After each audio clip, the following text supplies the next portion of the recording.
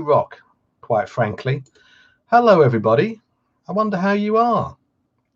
Marvellous. How great to have you here. So, happy birthday, Doctor Who. Yes, yes. 57 years ago, at 76 Totters Lane, the legend was born. Doctor Who came into our lives, and so I thought that I really had to do a live stream to celebrate that. Hello, everybody. Oh, wow, lots of messages coming in. I'm liking that. Sorry, Scotty. Yeah, I was just asking if everybody could hear and see me, and it seems that you can. So that's great. Marvelous. So yeah, the last live stream I did was, I don't even know when it was, but I do know that it ended up being 3.5 hours long. So now that is not going to happen this time. I seem to have gone out of focus. Come on. Oh well, it'll work it out eventually. Yeah, 3.5 hours last time. I won't be doing that again, let me tell you. And so in this live stream, I just wanted us to all talk about why we love Doctor Who and our favorite things about Doctor Who. So during the course of this live stream, I am going to tell you 5 of the many reasons why I love this show so much, and I want to hear yours. And I also have a Doctor Who artifact down here to show you, which I'm not going to show you yet. And yeah, let's just have a Doctor Who chat. You can ask any questions you like. We can talk about the Blu-rays, the collection Blu-rays, because I know that the Blu-ray videos on this channel are pretty popular. So more than happy to talk about those. But first of all, let's see. Oh, and by the way, there's a thing on here on YouTube live streams called Super Chat, whereby if you're inexplicably wealthy in 2020, you can bung me a contribution to the live stream via Super Chat, which is, I think it's the dollar symbol at the bottom of the live chat. And if anyone bizarrely does that, I'll be A, very surprised, and B, I will write their name on the inside that TARDIS there. How'd you like that? And if I'm not very much mistaken, that is literally, I can't point at it, it's confusing. It's literally the most symmetrical, perfectly drawn TARDIS that anyone's ever drawn. What do you think? Yeah, I mean, just the way that, you know, if you divided that down the middle, it would just be equal on either side. Unbelievable, isn't it? It's just so professional. So let me have a quick look. Let me just say hello to a few people. Hello, Mark Stevenson. I can't say hello to everyone because there's quite a few people. I'm delighted.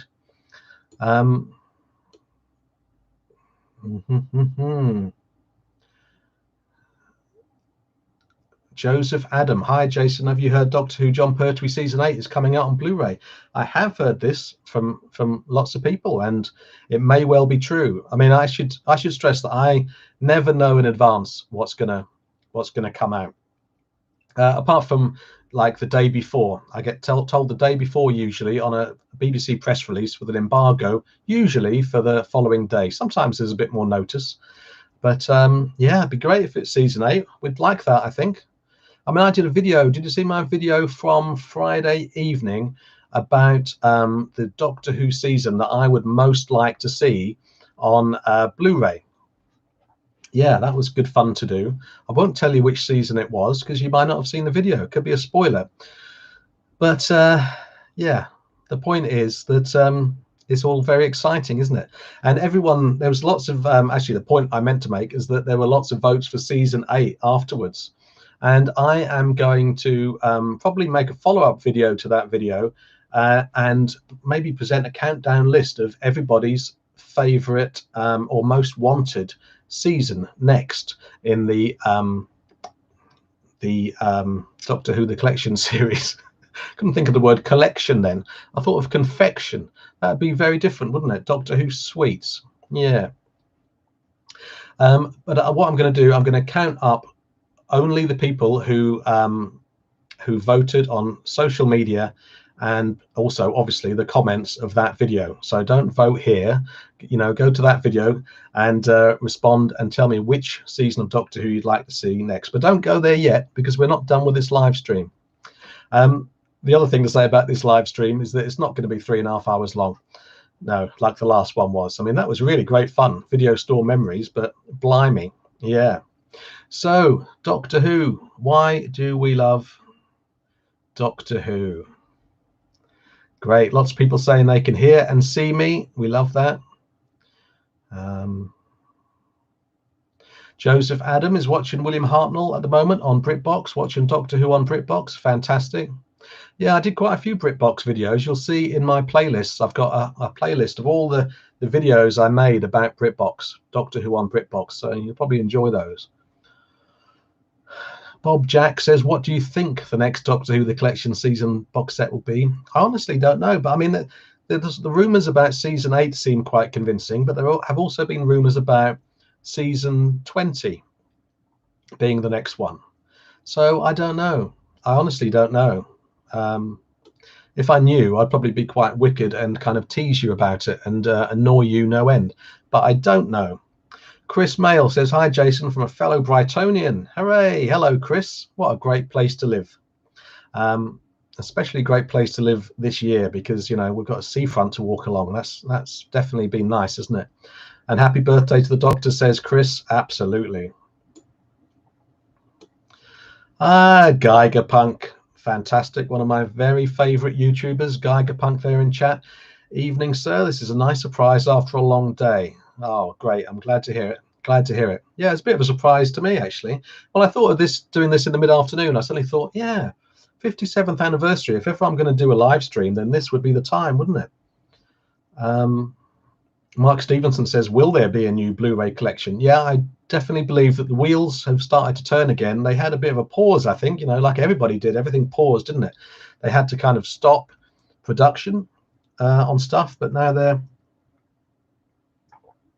off again. Custard Time Lord, what a splendid name that is. Custard Time Lord has a favorite thing about Doctor Who. That's definitely something I would like to hear. Your favorite things. Easily Unit, says Custard Time Lord. They're just great. All three of the main characters, and even the one-offs like Osgood in the Daemons, etc. I just love Unit. Yeah, I don't blame you, sir. Oh, now someone has given me a super chat. Fantastic. Broken 1394.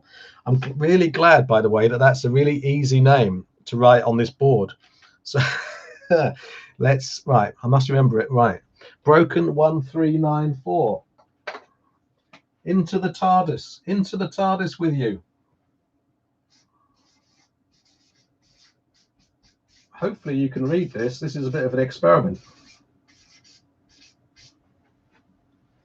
Yeah, I reckon that works very well. Thank you so much. That's really very good of you to contribute to the live stream. And yeah. Oh, and also you with the super chat, you've posted a comment about what you love about Doctor Who. So you are killing two birds. You're just shooting birds down from the trees. Two birds at once. Fun, escapism, and monsters. Yeah. Yeah. Very much along my way of looking at it. Thank you so much, Broken. Great, very glad to have you here. Erwin Beaker says to me, what's your favorite Doctor Who target book? Well, that's a tricky one. Oh, there's a little insect flying around up there. Did you see that? I had not noticed that. Must be attracted to those strip lights. I don't know. I think maybe the Sea Devils off the top of my head. And I must admit, I mean, I love the story and I love the Sea Devils, but off the top of my head, I love the illustrations in that book. I love the interior illustrations. Just like even just one bit where a sea devil is an illustration where a sea devil is pressing a button on a console, and just I love the button. The button has like Sea Devil language on it. So I must admit, it's been a while since I actually read a Target novel, but I just love them. I love them as objects. And it's terrible that I haven't read one for quite a while because I'm an author, you know, as you might be able to see by the very subtly placed books over there. that are being guarded by Daleks. So nobody try and steal any. Daleks will have you. So also, Erwin, you might want to watch my videos I did on this channel about my favorite 10 target book covers. I did that in 10 parts for some reason. Sorry, not 10 parts. That would be ridiculous to do that in 10 parts. I did it in 2 parts with entries 10 to 5 in my favorite covers, and then the rest in a separate video. I don't know why I did it like that. I probably wouldn't do it like that now.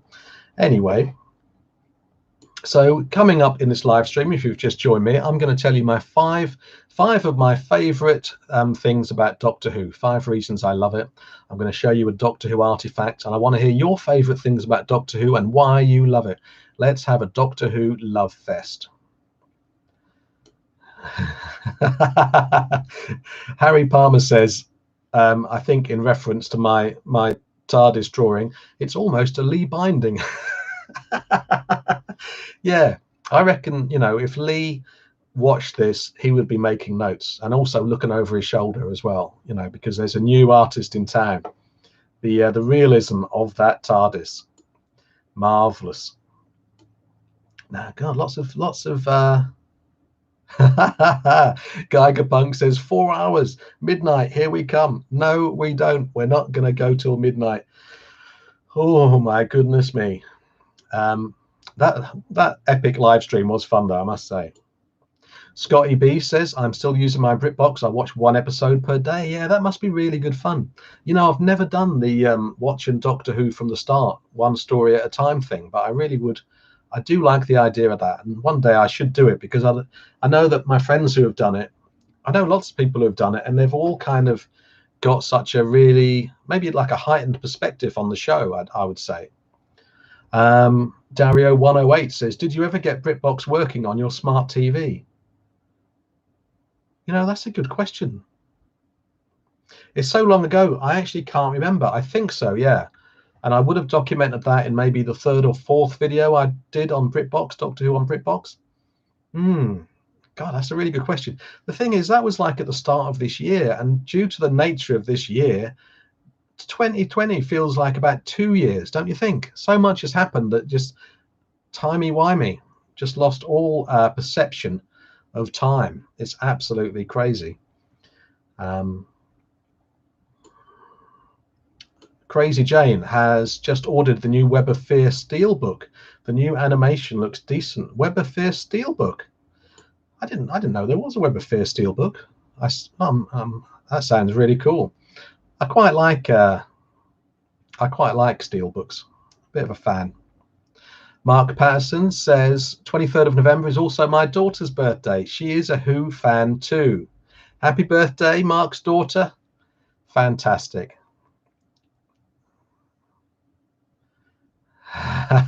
Oh, look out. Someone has just posted a super chat, which is, what a great amount. $6.66. 666. Thank you so much, Gardenia 6. You are going into the TARDIS. Gardenia 6. Thank you.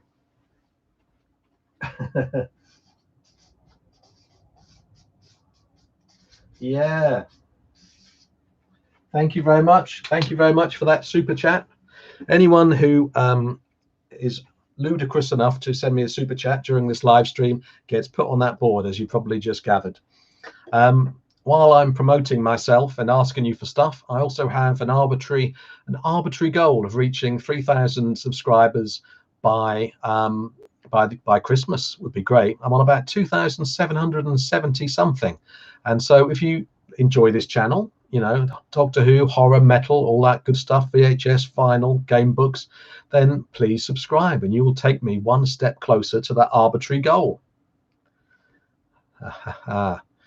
Just catching up on the comments.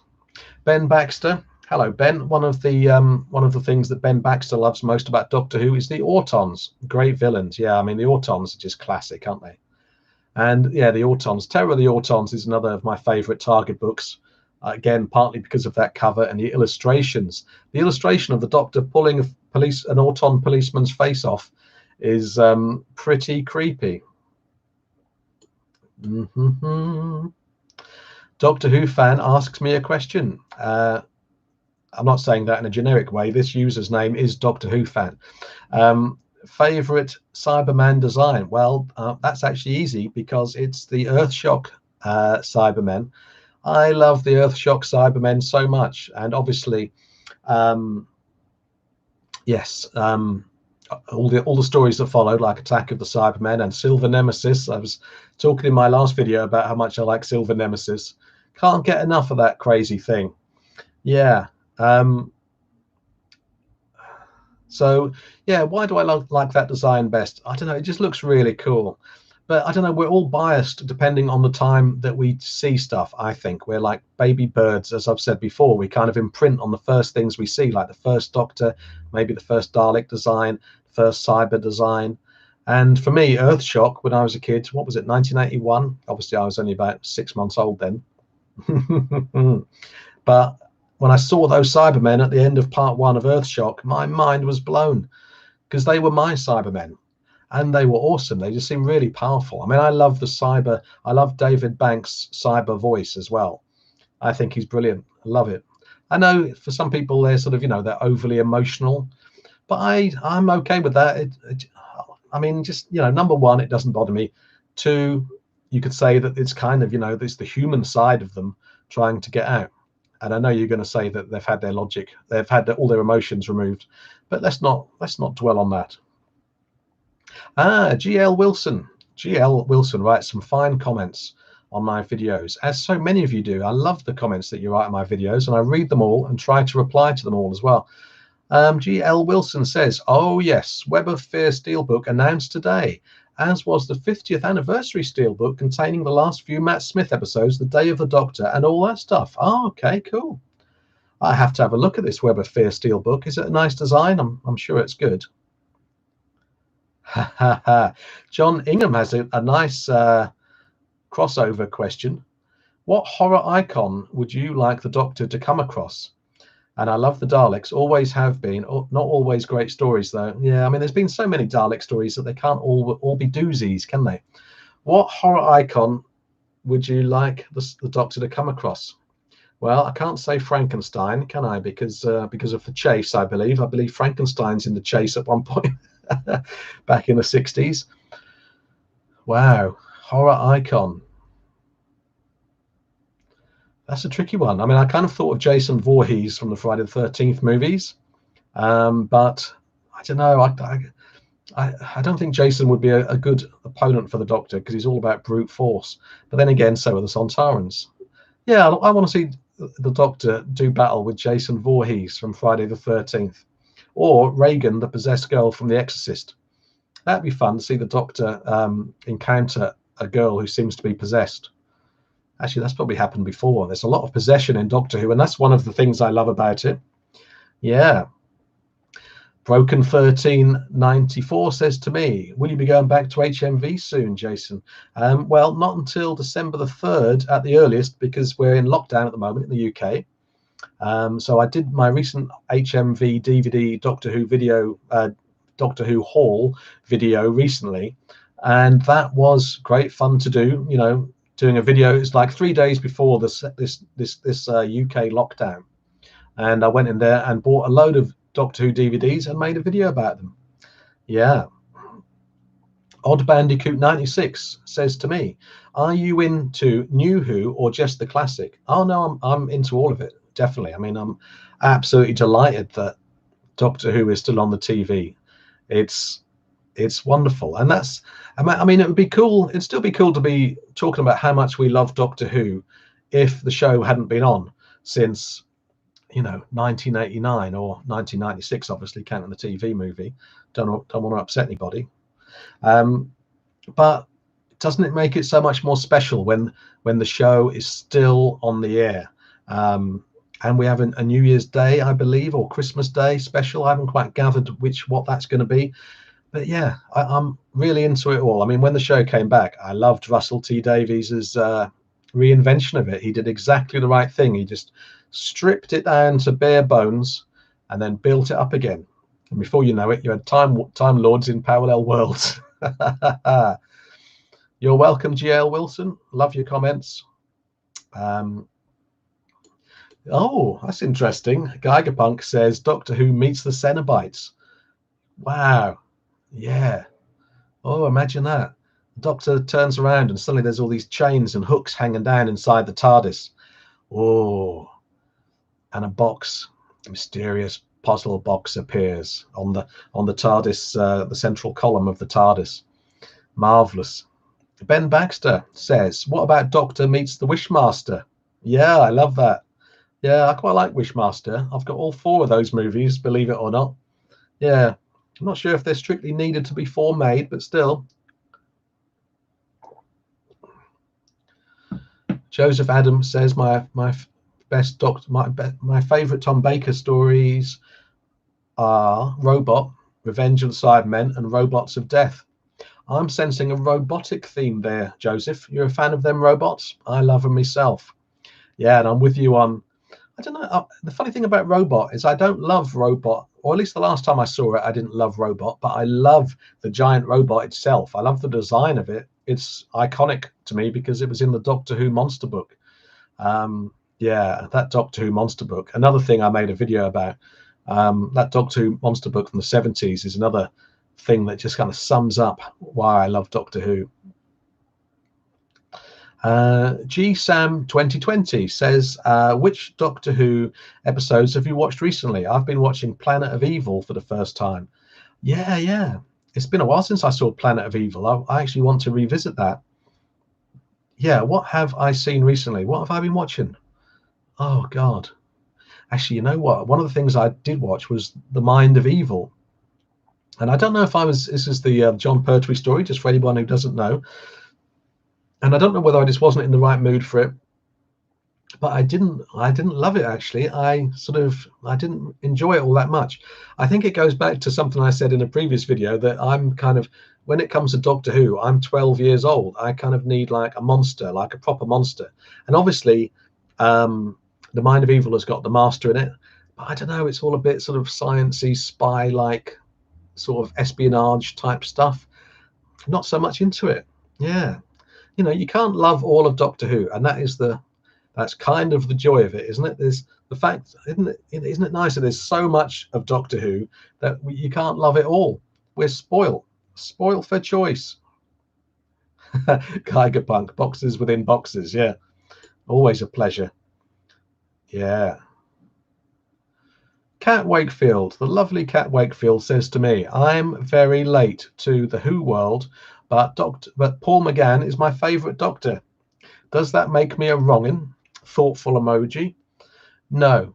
If Paul McGann is your favourite Doctor, then you're totally entitled to that. On what basis is Paul McGann your favourite Doctor? That's what I'd like to know, because it's always interesting to hear people's reasons. Dog Meme says, "Have you ever played any of the Doctor Who video games? If so, which one?" Have I ever played any of the Doctor Who video games? I know I've got a couple, actually. I was thinking of making a video about them, because that'd be kind of a nice crossover of some of the stuff that I've tried to do on this channel, you know, retro video games, which aren't so popular on the channel, you know, to be honest with you, and Doctor Who. It'd be nice to kind of push them together, or as David Brent would say. Yeah. I don't think I have played any of them, you know, Dog Meme. Ryan Tablet. Cat, you're not alone, because Ryan Tablet says Paul McGann is his favourite Doctor too. Yeah, Team McGann. Actually, I've only just realised this. I think this is the first live stream I've done that's solely about Doctor Who stuff. And why not? Oh, GL Wilson, you see, this is the Vive la Difference stuff about Doctor Who, because GL says Mind of Evil is in my top 10. Is that your top 10 worst Doctor Who stories list? Just a bit of fun there, GL. Just a bit of fun. No, I mean, I didn't hate it. It's just, I don't know. That's the other thing about there being so much Doctor Who to watch. There's so much. If you're not loving one story, you can just put on another DVD and, put on something that you know that you love. Harry Palmer has sided with Cat and Ryan. McGann was Harry's first. He doesn't say it's his favourite, though. Says McGann was my first too. Yeah. Wow, Joseph Adams says, I've got a huge Dalek toy in my loft at home. Wow. Oh yeah, Destiny of the Doctors. Harry Palmer says Destiny of the Doctors. That's a great game. I would watch a video about that. Ah, and I do have Destiny of the Doctors somewhere. But where is it? I don't know where it is. I haven't seen it for a while, actually. It's over there somewhere. Harry says that's a great game. I'd watch a video on that. Yeah, it's kind of like a CD-ROM game, isn't it? With like video clips of, and it's got Anthony Ainley's in there as the master. Chris Mail says Dalek Attack was great. Hello, Gaming City. Welcome. You've just joined us. Let's see now. Odd Bandicoot 96, the wonderfully named Odd Bandicoot 96 says Planet of the Spiders is one of my favorites. Love John Pertwee. Yeah, I mean, John Pertwee's era is such a monster fest. It's just so much fun. So much fun. I love John Pertwee, and his Doctor is so funny as well, you know. I love how sort of arrogant and tetchy he can be. There's one of my favorite Pertwee lines is in the Carnival of Monsters, where someone says, "Oh, this fellow doesn't look like he's traveled much," and the third Doctor goes, "On the contrary, sir." But what makes that funny is that the Doctor is supposed to be he's supposed to be pretending to be someone. He's undercover as someone who doesn't travel very much, but even when he's undercover, his pride won't let him pretend to be someone else who isn't very well traveled. Doctor Who fan, the user named Doctor Who fan, says to me, do you ever watch classic Doctor Who stories with the new CGI if available? Oh, yes, I do. Yeah. I love new CGI. I think that's really exciting. It's just really fun to see something. I mean, there's a video to be made about that, actually, and it'd be lovely to do a video with, someone like Niall Bushnell who does, awesome CG effects for the new Doctor Who releases, along with a couple of other people, I believe. I'll always watch the new CGI. Sometimes I'll go back to watching the original effects, but I love having the option. Absolutely love it. Sometimes the original effects, like for instance, a good example, one that springs to mind, is the effects in the Invisible Enemy, one of my favorite Doctor Who stories. I think the new effects are really cool, and one good thing about the new effects is that sometimes it makes it more viable for you to show a newbie an old Doctor Who serial, doesn't it? If you put the new effects on, they might be a bit more impressed. But I like the new Invisible Enemy effects, but I prefer the old ones just through pure nostalgia. I love the depiction of the virus. It looks like a sort of a cobweb, with lightning bolts going through it. You can't beat that as far as I'm concerned.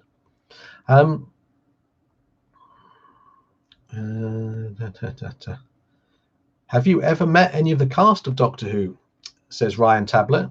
Yes, I have. Yeah, I mean, I have in my time over the years, and I haven't really talked about this much, really. I've written for Doctor Who magazine a lot. I did a lot of set visits for Doctor Who magazine, and interviewed, a few.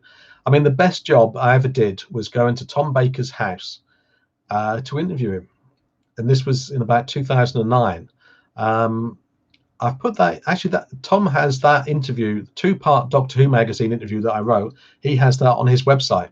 So if you want to read that, I also made it available for my Patreon supporters at patreon.com/Jason Artway. There's a link down there in the video description. If you'd like to support this channel and help it improve and grow, become a patron and join my VIP community. Yes, but as you can imagine, walking down a winding little sort of country road that meandered down towards Tom Baker's home was one of the most astonishing experiences of my life, and it was just so surreal, and then Tom's there, larger than life, and you sit at his kitchen table talking about his time on Doctor Who and whatever springs to mind, and of course religion, because he's obsessed with religion. And then we took his dog Poppy for a walk in the woods on his property, his woods.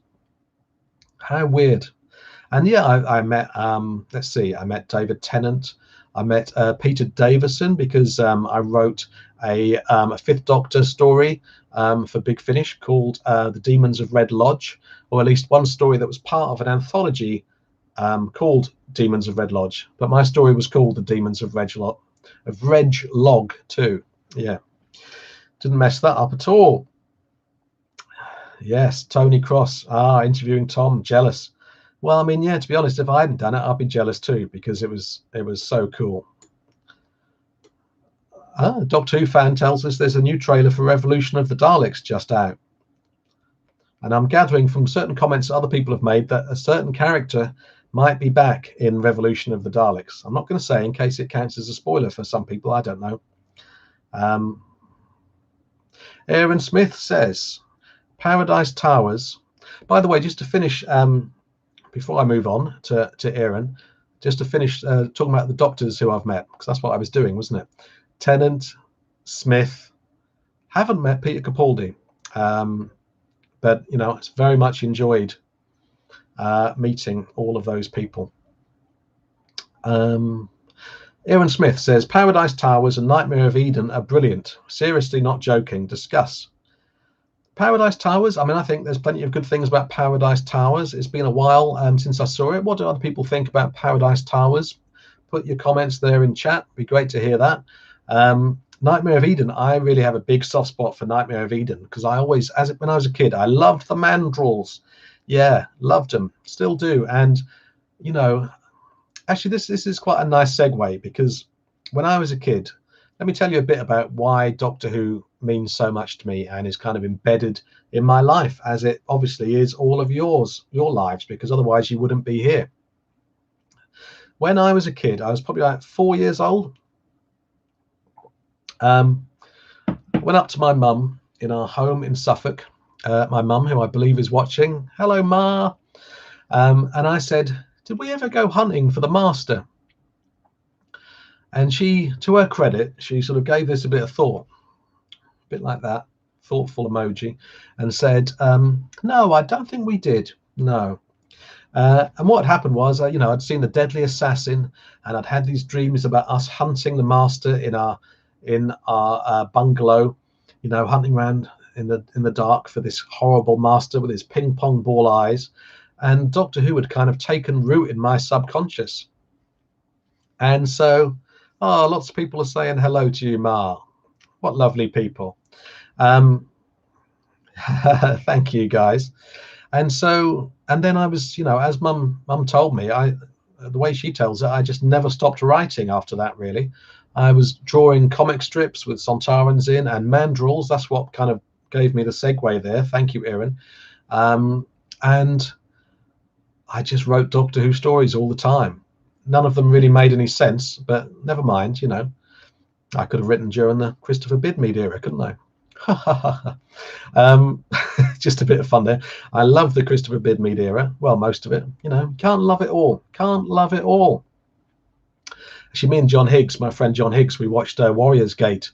I don't know how long ago that was, and we very much enjoyed that. And, you know, that's written by Stephen Gallagher, but script edited by Bidmead. Anyway, what am I talking about? So I wrote Doctor Who as a kid, and I'm pretty sure that Doctor Who got me into so many things, and it certainly got me into writing. And, you know, like I said, I've ended up writing some Doctor Who official fiction. You know, I wrote the BBC audiobook, The Gemini Contagion, with Matt Smith in it. And now I'm writing stuff of my own, like The Last Days of Jack Sparks. And why can't I can't work out how to point at the Ghoster. Yeah, and Ghoster. And honestly, I have no way of knowing, obviously, but I think that Doctor Who, I might not have become a writer if it hadn't been for Doctor Who. Does anyone else feel like that? Did Doctor Who have like a similarly kind of, you know, seismic effect on their life? I mean, I think the first story I ever wrote was probably us hunting the master in our bungalow in Suffolk. And, you know, once you've done that, you know, there's no going back.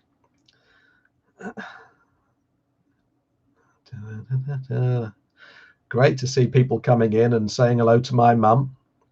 Harry Palmer says, I've made a lot of real life friends through Doctor Who. Yeah, yeah, absolutely. Yeah, me too. When I think about it, I mean, Doctor Who kind of helps you. It helps people bond together, doesn't it? Like any kind of fandom. Well, usually, unless people are forming tribes within fandom, which I'm never a fan of, and attacking each other just because someone prefers season 22 to season 23. That's a bit pointless, isn't it? Gaming City says, yep, I wouldn't be where I am now if it wasn't for Lego Dimensions, which is the game which got me into Doctor Who. Yeah. David Bull has popped up to say, I learned half my vocabulary from Doctor Who books. Yeah, yeah, absolutely. I mean, Doctor Who got our brains moving, didn't it? Got us writing and reading. And actually, yeah, that reminds me of another video I've done on this channel this year, which was 10 words that I learned from Doctor Who. Words like dodecahedron, for instance, from Meglos. You might enjoy that video. I'll put this whole live stream will be archived, and you'll be able to watch it whenever you like. And so I'll add some links to things that I've mentioned, to other videos I've mentioned in the video description. Although actually in the video description there is a link to my Doctor Who playlist. I think this is the 39th Doctor Who video I've done on the channel since it started in about February 2019. Yes, last year. Again, timey-wimey. I've got no idea what has gone on this year. It's just been so much stuff, hasn't it? So much stuff for the brain to cope with. Gaming City says, I've met Peter Davison, Colin Baker, and Sylvester McCoy. That was a good day. You met them all in the same day? Wow, that's fantastic. Oh, I've met Colin Baker actually, yeah, but only very briefly at a sci-fi convention thing. I haven't met Sylvester McCoy, but I'd imagine that would be very nice.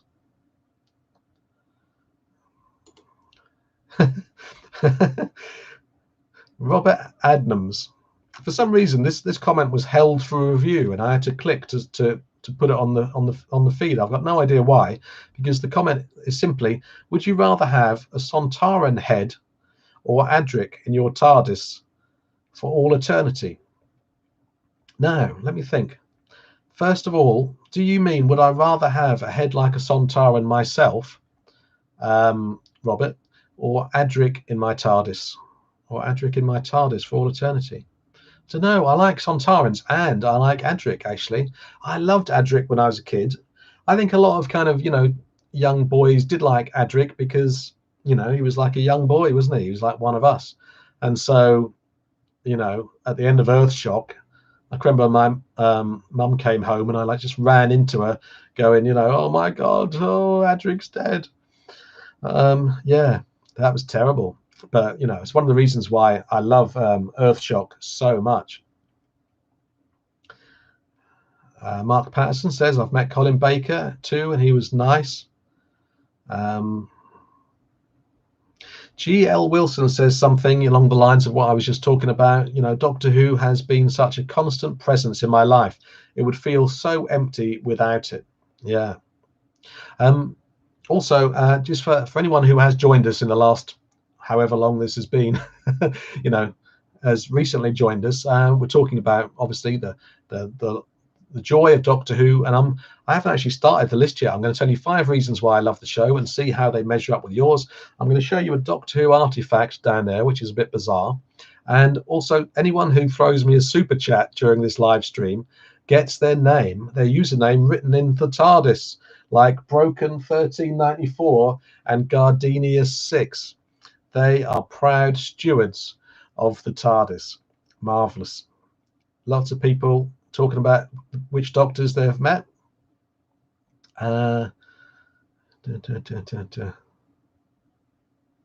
Gaming City says, which one would you prefer, the banter between the 2nd and 3rd Doctor, or that one scene from Day of the Doctor where the 11th Doctor meets the 10th Doctor?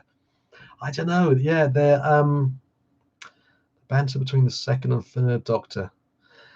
I do like the 11th and 10th Doctors meeting.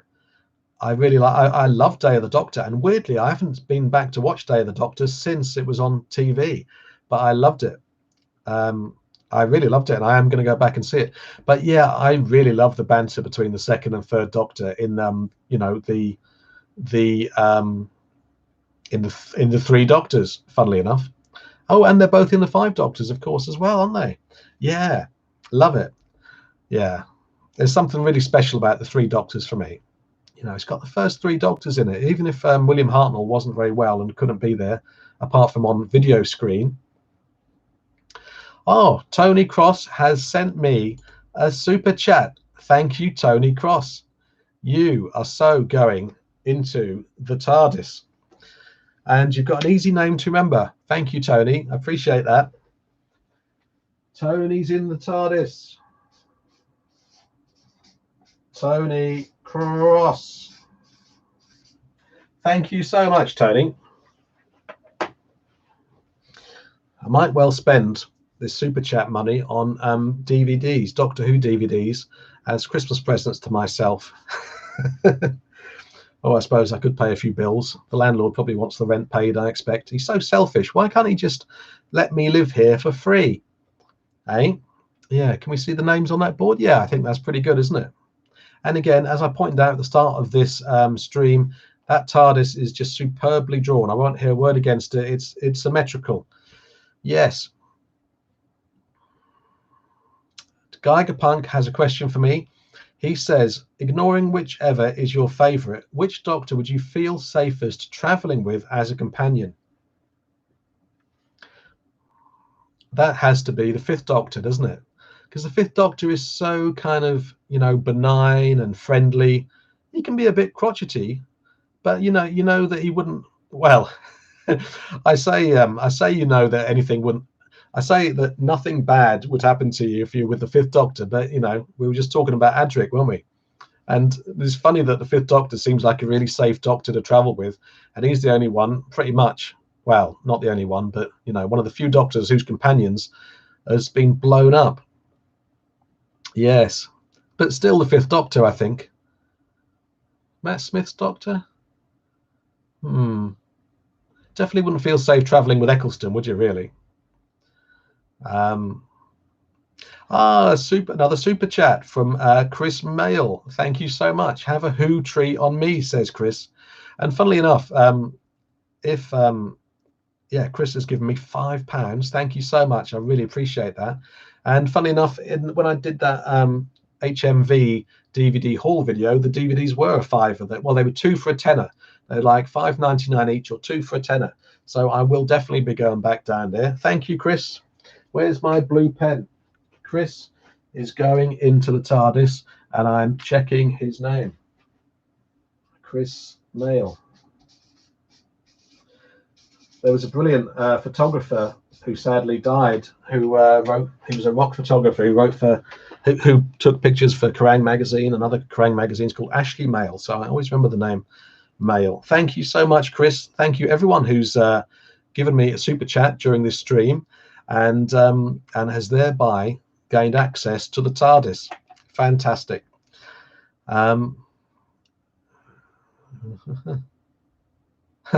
Colin O'Connor has an anecdote for us about David Tennant.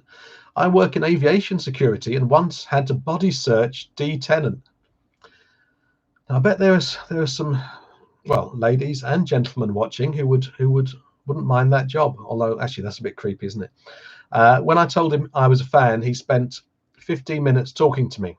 Lovely man. Yeah, I really like David. He's just a really bright, talented, pretty stress-free, I think, kind of guy. I mean, I was on set, for instance, on Human Nature, and The Family of Blood was one of the set visits I did for Doctor Who.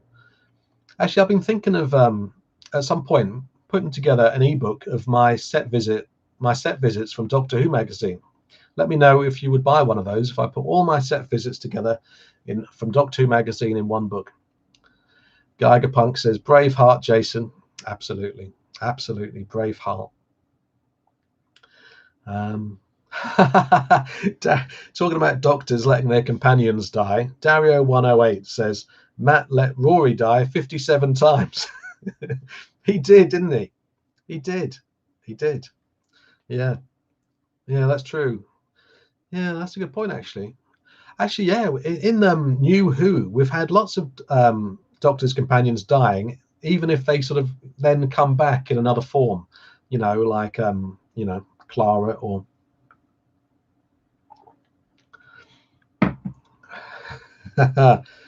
David Ball asks me, have you got a favourite Doctor Who title sequence?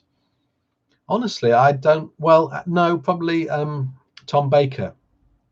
Any Tom, well, the early Tom Baker or sort of mid-period Tom Baker when I started watching, because that tunnel, that sort of bluey, grey, you know, bluey kind of tunnel is probably my favourite. Although I'm terrible for noticing differences in things. I mean, obviously I notice big differences between totally different title sequences, but I don't really notice things about, you know, like the TARDIS, for instance. Someone says, oh, I see the St. John's badge is back, and I go, what is it? You know, it's like the TARDIS is like, I love the TARDIS, but it's like it's basically just a blue box, isn't it? Yeah, Tony Cross rightly points out, the very generous Tony Cross points out that Hartnell lost a few companions. He did. Harry Palmer says, I would buy an ebook of set visits if you gave it a witty Who-ish name. Actually, I do have well, it's not about a witty name, but it's Who-ish. I was thinking of calling it The Visitations. What do you think about that? How do you like them visity apples?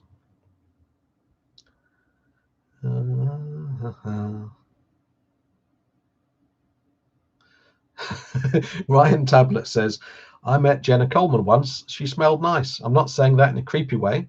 No, I don't think that's creepy. No, as long as you weren't sort of putting your nose right up against her and sort of going, that would probably be inappropriate. A bit like that comment I just made. Ben Baxter says to me, who is your favourite master? Mine is Roger Delgado. Incidentally, just before I answer this, I apologise for anyone's kind of back up the feed whose question I missed, because there's quite a few questions coming in and I'm loving it. But I can't seem to, you know, because they scroll up, I can't see them all. Yeah, so Ben's favourite master is Roger Delgado. Actually, I'm not sure. I mean, I think technically, okay, I think I have to have two answers. And Delgado fans probably won't like this. I mean, I love the Delgado as the master. I think it's great.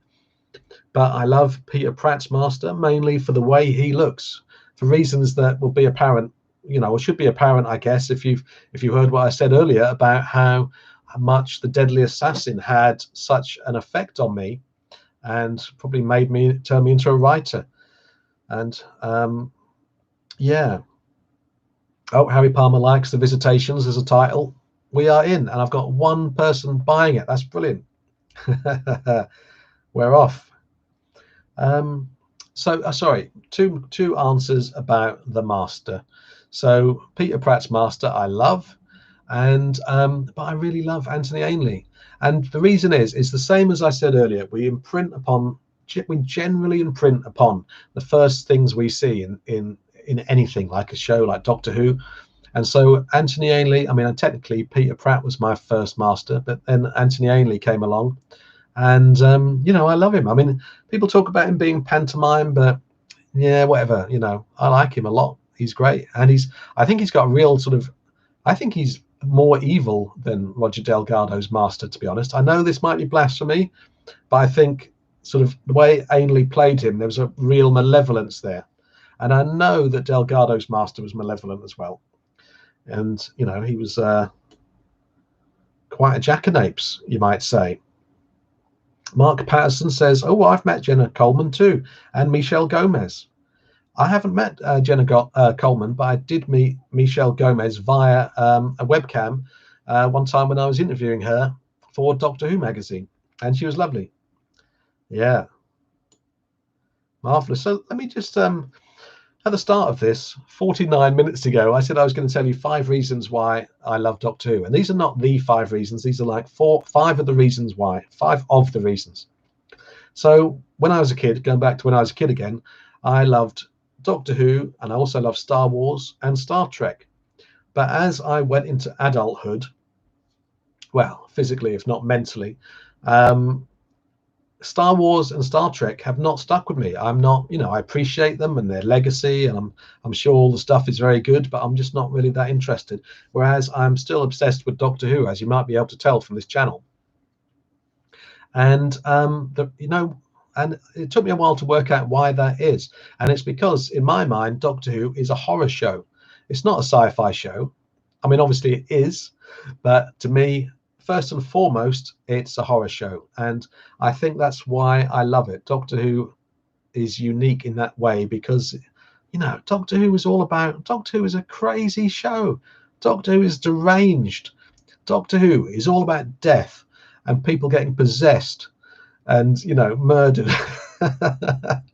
It's just, there is no other show like it, you know. And yeah, it's, Doctor Who is a primetime mainstream horror show, and it got me into horror.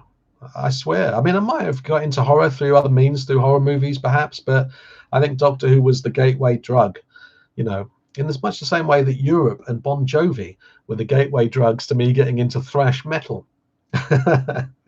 You know, so obviously I love Doctor Who and I love horror films, and, you know, it's all part of the same horror universe.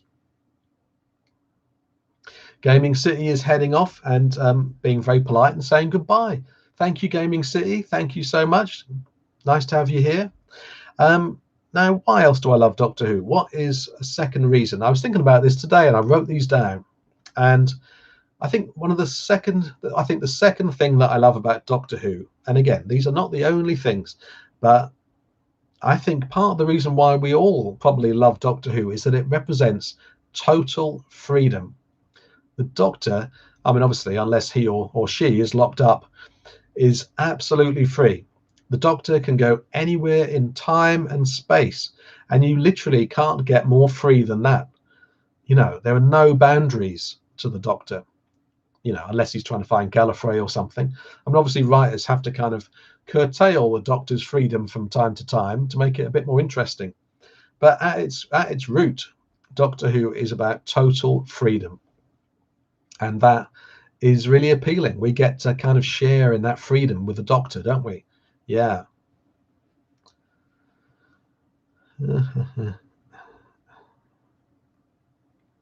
Ryan Tablet says Bon Jovi should cameo in Doctor Who. Yeah, that'd be nice. Yeah, wouldn't mind that.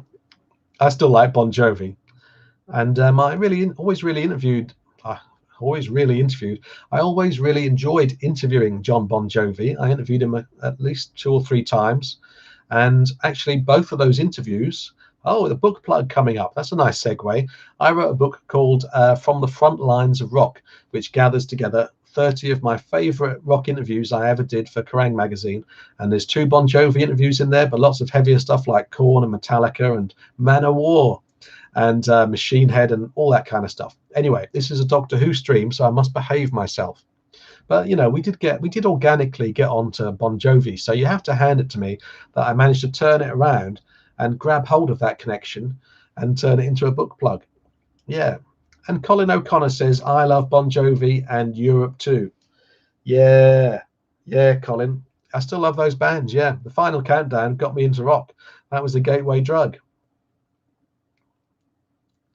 Tony Cross says to me, Tony Cross, who you'll see up there in the TARDIS, thanks to his super chat contribution. Is there someone you'd want to interview, Doctor Who or not, that you'd never got the chance? Funnily enough, I thought about this. Someone occurred to me the other day, because YouTube, in its infinite wisdom, I just had YouTube on in the living room on the TV, and it served up a full Megadeth concert of the band playing Rust in Peace.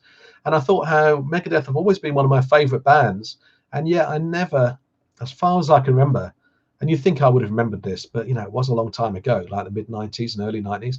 I've never interviewed Dave Mustaine, and that is a bit of a shame. Yeah, I'd like to do that. And I'm sure there are other people. I'm sure I'll think about this. A bit of a glug. Richard Brown asks me a question very kindly about my fiction, and I swear I haven't paid Richard to ask this question. Are you going to collect your novellas and stories into a paperback book? Yeah, so Richard there, I assume, is talking about sort of the shorter form fiction that I've written. Obviously, I've got 2 novels there, but I've also written shorter form stuff like the Beast in the Basement, A Sincere Warning About the Entity in Your Home. That's quite a long one. Also, Auto Rewind, which is about Doctor Who. If you're a Doctor Who fan, then you might enjoy Auto Rewind. It's a very dark thriller, and it does literally involve Doctor Who. It also has it opens, I think, with someone being beaten to death with an Atari 2600 console, obviously the wooden variety. I'll put it's not down there right now, but I'll put a link to my books in the video description. So if you're watching this on an archive, the link will be there. Thanks for that question, Richard. That was very nice. Oh, David Ball. David Ball has sent me a super chat. Fantastic. Thank you so much, David.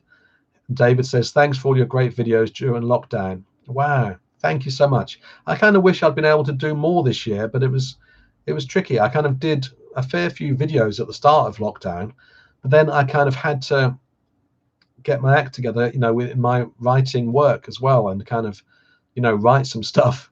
And so sort of, the number of videos I've been able to do has been slightly compromised. But at the moment, I'm really hoping to do either one video a week or one live stream a week. So one or the other, at least do something weekly from here till Christmas at least. That's the plan. Right, David, let's put you in the TARDIS. Thank you for your super chat.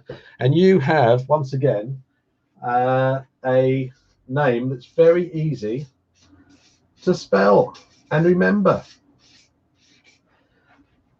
Vorp. Marvelous. Thank you so much for that contribution, David. You can rest assured that it will be spent on the finest of all possible Doctor Who DVDs, just as soon as HMV reopens its doors. I love going to HMV. I think lockdown has made me appreciate it even more, as I probably said in the video. Physical media stores, they're dying, aren't they? And one day, in 10 years, we'll be wistfully looking back at HMV and just kind of, it'll be such a source of nostalgia for us. So let's make the most of it while it's here, and possibly, if we've got enough money, just keep it going. Because again, I think as I said at the end of my HMV DVD haul video a couple of weeks ago, I used to go into HMV and I always bought stuff, but sometimes I would also kind of check the prices on Amazon, and then if there was difference in price, maybe I would buy stuff on Amazon. I mean, we can't all afford to pay extra to keep HMV's lights on. I mean, let's be honest. But I suppose it's good to try, and I'm certainly going to try. Oh, Anton Massapust. I hope I pronounced your surname right, Anton. I would like to ask, what's your favorite Cyberman story? Mine is Attack of the Cybermen and Revenge of the Cybermen. Yeah, those are 2 good choices. I really like Attack of the Cybermen because it's so violent. It's so violent. It's just completely out of order. Attack of the Cybermen, like a lot of the stories in the Sixth Doctor's era, it's just so wrong, isn't it? People's fists getting crushed by Cybermen and blood coming out of them. I mean, it was like some kind of psychopathic maniac took over the reins of Doctor Who during that period. And I guess his name was Eric Saywood. I love Eric Saywood, and this will confirm that I love Eric Saywood, because my favorite Cyberman story is Earthshock. I mean, it's one of my favorite Doctor Who stories, full stop. I love Earthshock so much. It's such a hard-edged story. It's so cool. And I like that the first episode is so completely different to the rest of it, with the mines and the androids and the revelation at the end of part 1. And of course, the horrible events at the end of part 4. I was really glad. I think this was last year. Again, timey-wimey, not too sure, but I think last year it was the BFI thing last year, the Earthshock thing. Anyone go and see that? It was so great to see. Anyway, it was when the season 19 box set came out in the Blu-ray, the collection series.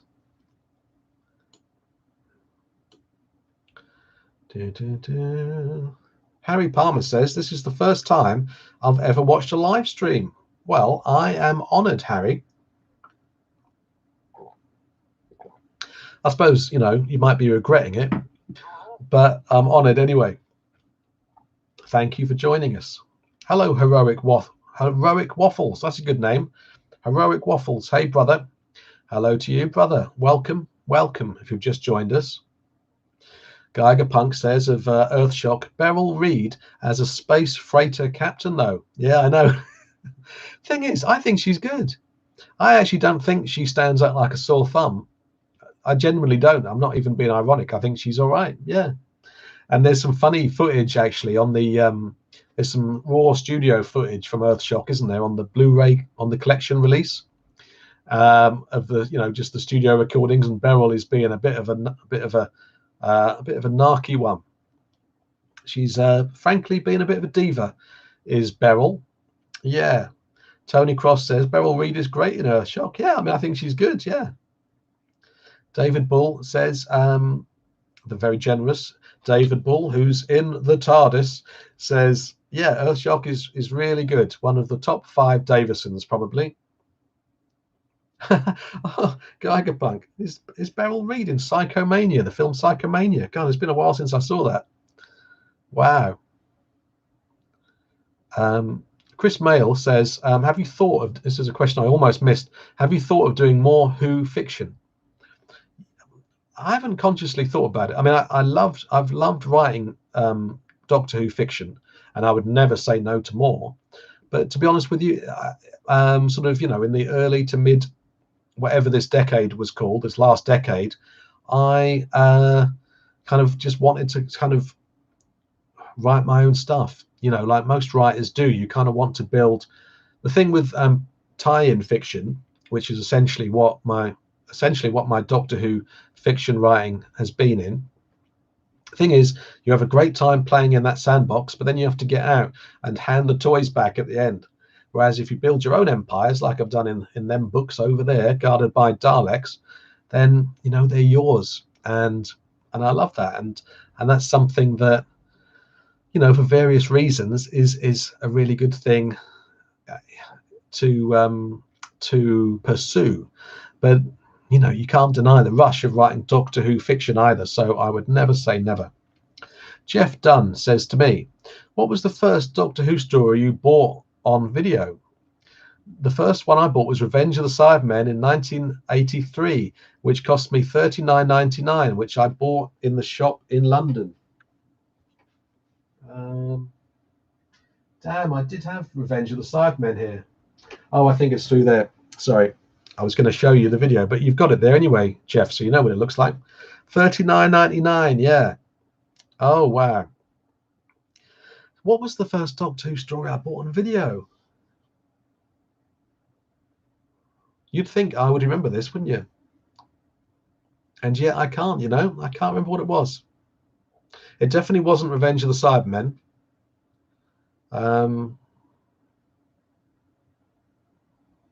Yeah, I don't know. Sorry, that was a bit of dead air there, wasn't it, when I tried to think of that? I don't know. What? Wow, so you got the first ever VHS release, Jeff. I did do a video about this Revenge of the Cybermen release. I did it sort of in the first few months of the channel, so I don't think the quality is probably all that great. I'm thinking of redoing it, actually. I might do another video on that video. But thanks for asking that question, Jeff, even if I'm afraid I couldn't answer it. Paul Kelly asked me if I would like to see the Yeti back in Doctor Who. Yes, I would. Yeah, the Yeti are great, aren't they? I think they might need, I think maybe for today's audiences, they might need another element. I mean, obviously we've had, by the way, we've had the Great Intelligence back in Doctor Who. That was pretty cool. That was an unexpected thing. I would imagine if Yetis came back to Doctor Who, they would have like mouths that opened up quite wide with like really like rows and rows of spiky teeth. That'd be pretty good. And maybe they would roar. Yeah. You know, that's not to say that the old Yeti of the Web of Fear and the Abominable Snowmen, you know, they're very cool. I love them. You know, they're iconic, aren't they? Ben Baxter says, I watched Talons of Weng Chiang last week. Great story. Tom Baker dressed like Sherlock Holmes in Victorian London and Leela in a petticoat. Yes, certainly doesn't hurt, does it? Yeah, I mean, the Talons of Weng Chiang, there's a story that sums up how awesome Doctor Who is, isn't it? I mean, that's one of the greats. That's Doctor Who at the height of its powers, I would say. Yeah, Talons of Weng Chiang made a hell of an impression on me. You know, Magnus Greel having his mask ripped off at the end of part 5, and you know, this hideous kind of mutated face. Yes, that's classic Doctor Who. Geiger Punk likes the sound of new Yetis. He says that would be great. Yeah, I agree.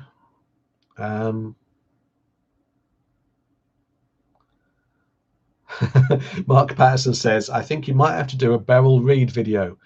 Well, I wouldn't rule it out. I wouldn't rule it in either. David Bull says, Weng Chiang is the high watermark of classic Who. Yeah, I agree. Yeah, it really is a high watermark. I mean, that season.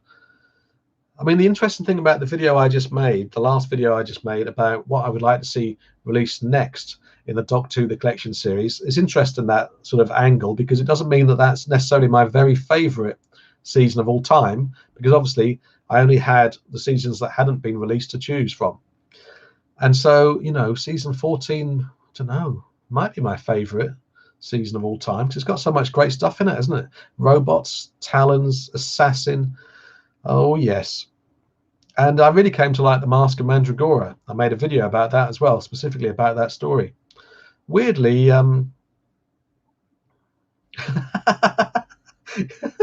Gaming City has come back, and he says Gaming City returns because he's noticed he's got nothing better to do with his life. You are welcome here. Always welcome, Gaming City. You can come and go as often as you like. Treat this place like it's your own home, I'm saying. Chris Mail says, let's have the Dravins back. Wow, yeah, it's been a while since I've seen Dravins in action.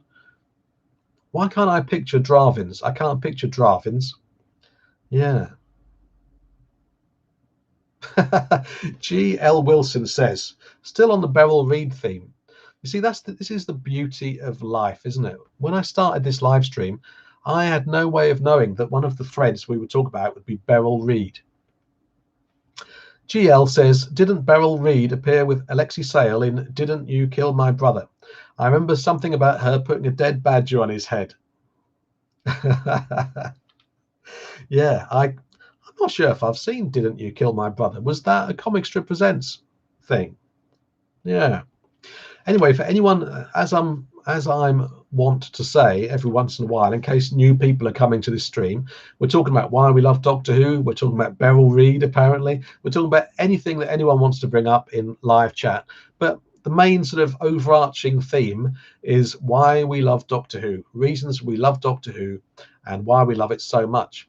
I'm halfway through giving my 5 of my reasons why I love Doctor Who. I've got a Doctor Who thing down there that I'm about to show you in a minute. And anyone who sends me a super chat gets their name put on the TARDIS there, or in the TARDIS. Marvelous. Also, please subscribe to this channel, because I would like to hit 3,000 subscribers by Christmas, and that would make me happy in a really arbitrary fashion. There's no particular solid, concrete reason why I'd like to hit 3,000 subs, but nevertheless, I would. Gaming City says to me, what is your favorite episode of Doctor Who? You know what? I'm not entirely sure. I keep changing my mind. I mean, Earthshock is one of them. Horror of Fang Rock is one of them. I mean, I think, you know, The Invisible Enemy is probably one of them as well. The Deadly Assassin. God, so many things. I'm very much a Tom Baker person, aren't I? Apart from Earthshock. That doesn't mean I don't love the other Doctors, but you know, again, it's the imprinting thing. The first Doctor I saw, the first era that I grew up in of Doctor Who was, you know, the Philip Hinchcliffe horror, gothic, scary, nasty era. Oh, Richard Brown, you are speaking my language. Richard Lynch as the Master. Oh my God. I never even thought of that, you know. Richard Lynch would be an incredible master. Wow. Yeah. Richard Lynch as the master. If anyone doesn't know who Richard Lynch is, I'm trying to think of the most popular film he was ever in. He was kind of like a B-movie guy, to be honest. He was like the villain in Chuck Norris's Invasion USA. And anyway, he would have made a great master. Ryan Tablet says, is the name in the TARDIS going to be a regular feature of live streams? I think it might be, you know. Well, I mean, for Doctor Who, well, I mean, I think I quite like saying thank you to people who send super chats by putting their name on a board. I quite like that idea. Yeah, so it probably will be, I reckon. And thank you to everyone who has sent super chats to me. I really appreciate it. Tony Cross says Horror Fang Rock is brilliant, plus Louise Jameson in knitwear. Yeah, can't say fairer than that. I feel like there's a lot of appreciation of Louise Jameson in the stream tonight, and there's nothing wrong with that. I absolutely endorse that. Have you enjoyed the recent Pat Troughton releases? What would you like to see come out next? Yes, the recent Pat Troughton releases, I have enjoyed them. I mean, actually, I need to watch Fury from the Deep again, because when I watched that, it didn't grab me so much. I think it felt a bit it did feel a bit long-winded, and there was kind of a bit of what do you call it, subplots about sort of corporate espionage. I don't seem to like espionage in Doctor Who, do I? No. What would I like to see come out next, though?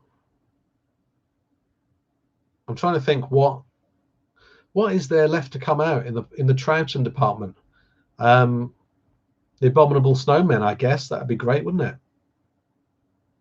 Yeah. Oh, thank you, Gaming City, who says you really deserve more than 2.77k subscribers. Thank you very much. I think, considering that the channel launched last February, I'm really happy with the number of subscribers, and it's wonderful. And I appreciate every one of you who has subscribed. Thank you so much. And thank you, Gaming City, for your kind compliment. Gardenia 6, who is in the TARDIS up there, says The Sword of the Sorcerer as, yeah, that's a good answer to one of the more popular films that Richard Lynch was in. Yeah, great. Yeah, I love Sword of the Sorcerer. I almost made a video about that, actually. I was going to make a video about Sword of the Sorcerer, Hawk the Slayer, and Krull.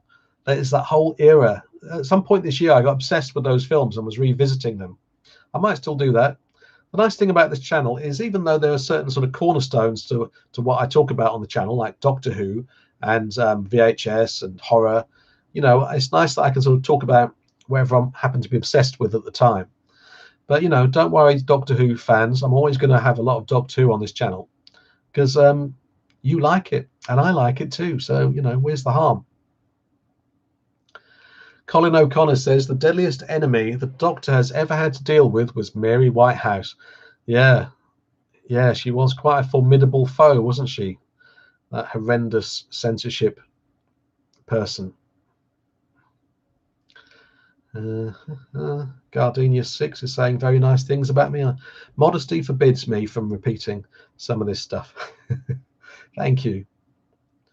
Geigerpunk reckons some of the early stories are a bit of a slog if you try to binge them in one session.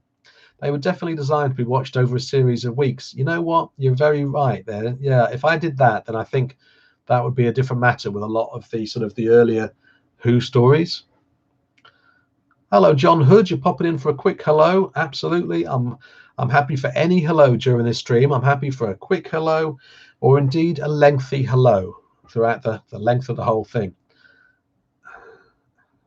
And John's happy because his Hinchcliffe era tweet appears in the latest issue of Doctor Who magazine. Well done, John. God, yeah. Before I wrote for Doctor Who magazine in the 90s, I wrote in a letter about Cybermen, I think, and I was so delighted when I had a letter printed. I don't think I wrote into Doctor Who magazine when I was a kid.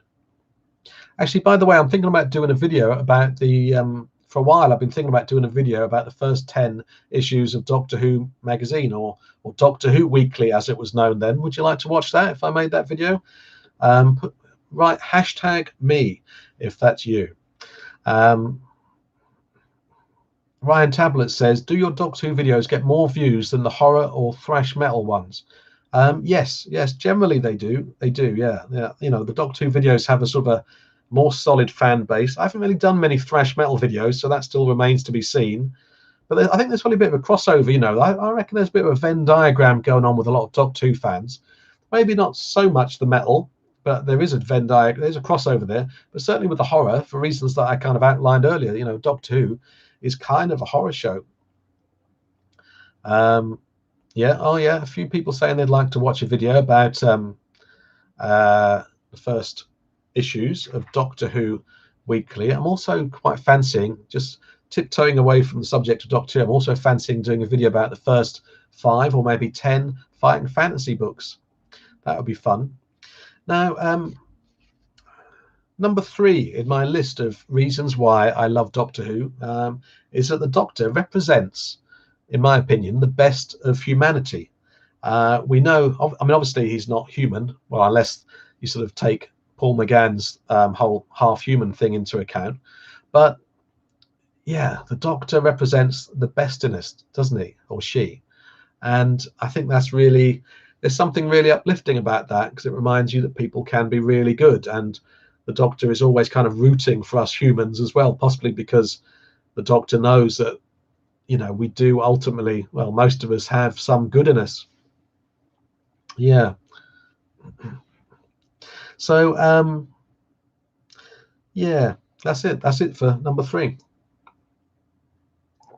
Yeah, the Doctor represents the goodness in us. I hope people are liking the video suggestions that I suggested. Richard Bryan has presented me with a list of things that I deal with on this channel: metal, Doctor Who, horror, Beryl Reid. Yeah, from now on, I'll be known as the premier Beryl Reid resource on YouTube. Geigerpunk says, oh yes, I have 1 or 2 dozen in brackets of those. I'm assuming fighting fantasy books you mean there, do you? On a related note, did you ever have any of the Games Workshop Cybermen and Sales miniatures? I don't think so, but I always used to like the Games Workshop stuff. Cybermen and Daleks miniatures, yeah, gotcha. Bloomin' auto correct, eh? Yeah, I never had any of those. I don't think I ever had any of those miniatures, Geigerpunk, but I've always liked Games Workshop stuff. Actually, in the early days of me being a rock journalist, I went up to Nottingham to interview a guy called Andy, surname escapes me, at Games Workshop.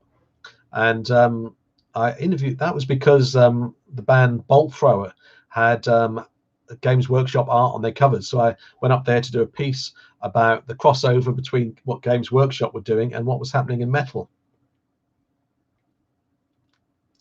Aaron Smith says, I'm too busy reading Horus Heresy and Warhammer 40k novels to get much Doctor Who read.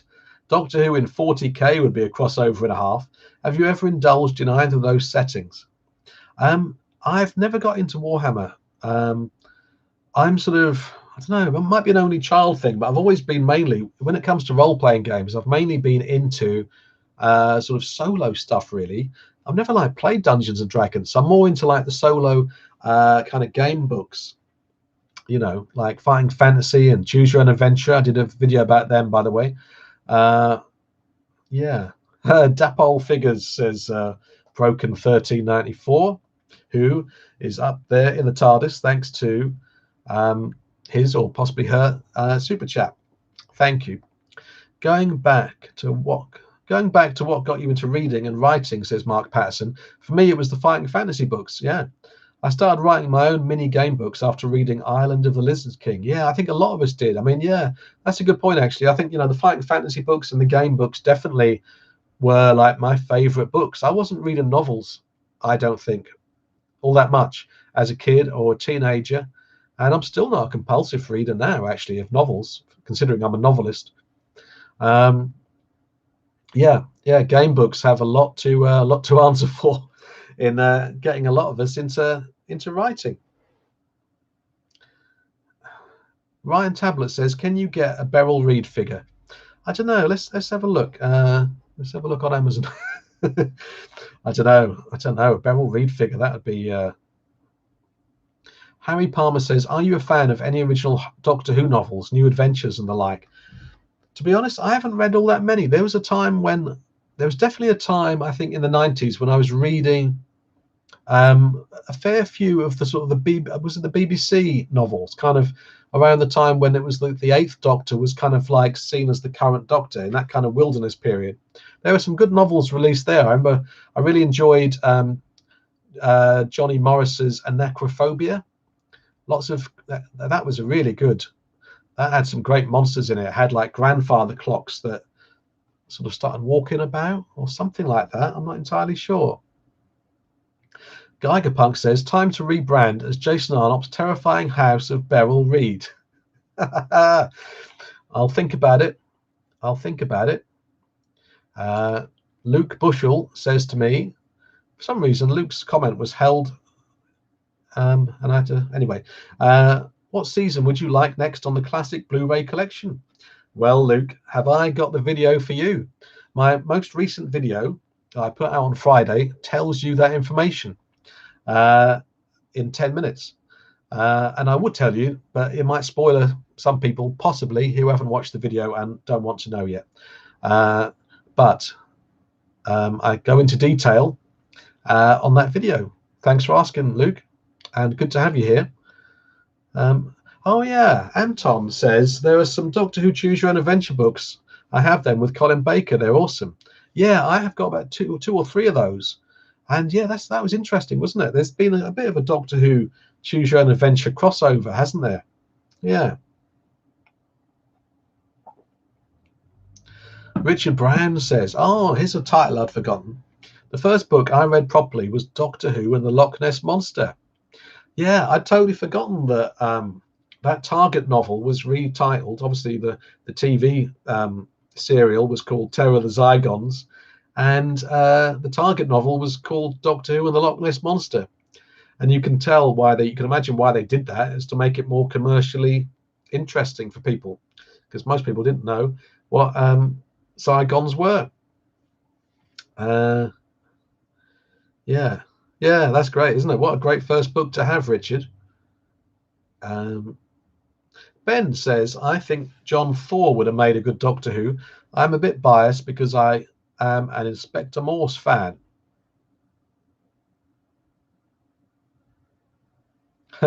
Geigerpunk has been looking on eBay and wishes he... Actually, that's sorry, I forgot to acknowledge what you said there, Ben. There's so many comments coming up. John Thor, I can sort of imagine that, I mean, yeah, I reckon if someone has the gravitas to pull off like being Inspector Morse, then I can imagine him as the Doctor as well. Yeah. The Sweeney. Geigerpunk has been looking on eBay and he says, "Oh, blink and flip. There's loads of those Make Your Own Adventure books on eBay. I really didn't need to know that when they're £8 each." Can you resist them, sir? Can you, I wonder? Perhaps you could make a video about them. Yes. Chris Mail loves the cover of the Loch Ness Monster, particularly the Achilleos cover. Yeah, I mean, yeah, that looks great, doesn't it? With all those sort of coloured circles. Are they concentric circles? Is that the right posh word for that? Paul Kelly says, "If you have to write a script for Doctor Who, what will it be about?" Hello, Paul. That's a good question. I can't say, mainly because I haven't really thought about it, but I know it would probably be, I would want to write a really scary Doctor Who story, one that gives people nightmares, because that's what I kind of tend to try and do with my books, is scare the hell out of people. Yes. In a weird inversion of what Ben Baxter said about John 4 and Doctor Who, David Bull says, "I saw Colin Baker playing Inspector Morse on stage." What a strange world we live in, eh? By the way, Baby Chaos, I've just seen my own T-shirt in the on the monitor there. Baby Chaos are the band who provide pretty much all of the music for this channel. I love them. They're one of my favorite bands, and you should check them out if you like rock. It was great. They just told me that, you know, I could use anything from their Skulls, Skulls, Skulls, Show Me the Glory album. Yeah, that's what the album's called. It's really called Skulls, Skulls, Skulls, Show Me the Glory. What a mad title.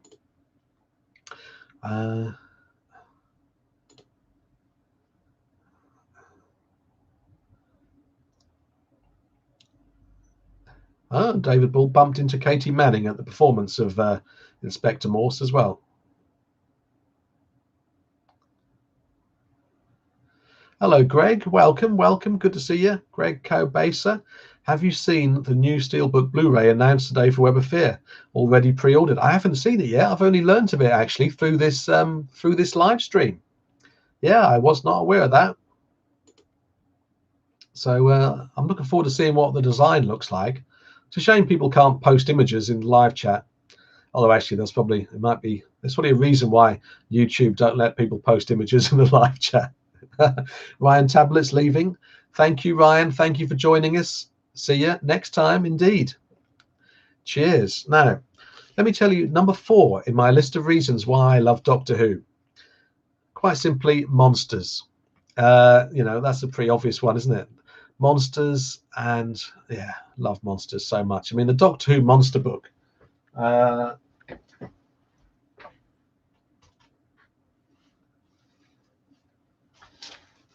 Yeah, I made a video about this. I've made quite a lot of videos, haven't I, already? But you know, this sums up. This is like this is like the Ark of the Covenant for me in terms of why I love Doctor Who. I mean, these images. Yeah, this is the first edition that I ever had, and love it so much. You know, it's great. Just all this stuff. We could go to any page at random and look at that. That's classic, isn't it? That's iconic. That's Doctor Who. And there's the cover of the book that I identified earlier as my favorite Target novel, at least in terms of the illustrations. There's those Yeti. Yeah, I mean they're pretty cool, aren't they? Yeah, look at that. You wouldn't want to bump into that Yeti in a dark alleyway, would you? Or even a really well lit one. Oh, G.L. Wilson points out that the Web of Fear steelbook design hasn't been released yet. Okay, so I haven't missed out too much then. Yeah, I mean, yeah. One more. Oh, look at that. Yes, the Guardian, and obviously the EMC robot as well, and both versions of the Axe songs. Marvelous. Yeah, you know, so I mean, monsters. I mean, the other side of monsters in Doctor Who is that, you know, the monsters kind of represent fear of the unknown, don't they? But you know, every once in a while, Doctor Who reminds us that, you know, literally aliens, aren't always bad. And I suppose that, you know, that crosses over with the fact that the Doctor is like, you know, he represents, or she represents the best of us all. We don't have to be scared of the other. Yeah, but you know, Doctor Who stories where monsters are really evil are great. Actually, I must admit, even though I just said all that, I'm always disappointed in a Doctor Who story when the monster turns out to be actually really cute and friendly and misunderstood. I just want pure evil. I want Sutek. Ah, Sutek. The voice of Sutek. Actually, we were talking earlier about my favorite masters, and you know, I mean, if we're talking about voice alone, then maybe Geoffrey Beevers would be my favorite master, because his voice is just fantastic, isn't it? Him, you know. Actually, how did I get onto Geoffrey Beevers? Well, I'm thinking in general about, like, Gabriel Wolfe played Sutek in Pyramids of Mars, and Geoffrey Beevers. Their voices are both great. I've seen their voices described as mellifluous. That's a really good word, mellifluous. Greg Cowbasa says, favorite monster?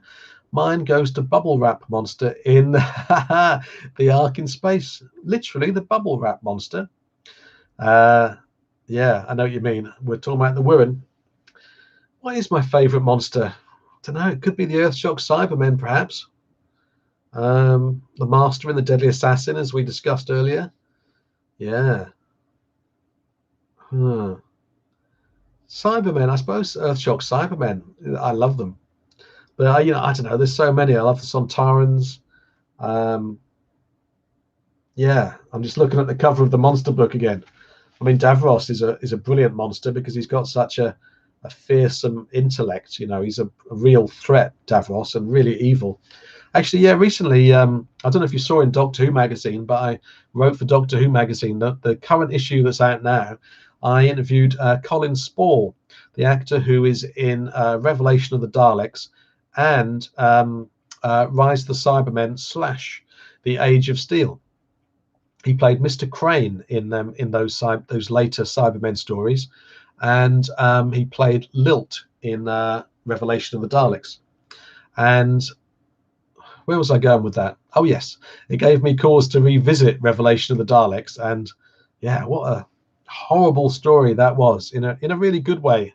It's I like that period of Davros because yeah, I just think Resurrection of the Daleks and Revelation of the Daleks are really scary stories. Everyone dies basically. You wouldn't want to be in those environments. They're just really, really horrible, but great stories. Geigerpunk says, I was an extra in the film Cockneys versus Zombies, which was, by the way, written by my good friend James Moran. Yeah.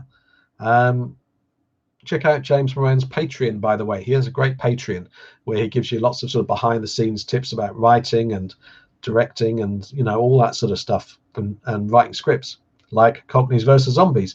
Anyway, Geiger goes on to say, and so I was on the same set as Michelle Ryan and the same film as Richard Briers, although I didn't see him. Yeah, Richard Briers was in that film. Obviously, Paradise Tower's favourite.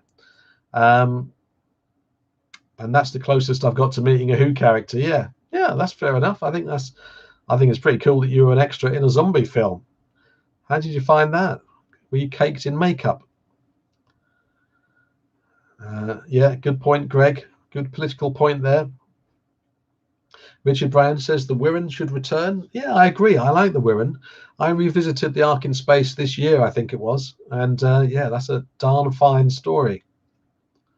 David Bull says, what do you think is the most horrifying moment in Doctor Who? I suppose there are different ways to kind of interpret horrifying. I don't know. I think one of the darkest moments in Doctor Who is at the end of that Master trilogy that starts with Utopia, and you find out what happened to all those, all those souls who went off in search of a better life. Yeah, the Toclafane and stuff. That was so dark. In terms of like horrifying, like horrible, gnarly horror stuff. It's a good question. Actually, I think Revelation of the Daleks had some of that. I mean, the poor girl's poor father who'd been turned into a Dalek and he's covered in God knows what. I mean, that is so bang out of order, Revelation of the Daleks. And at the end of Revelation as well, when someone's leg gets shot off, then Davros's hand gets shot off.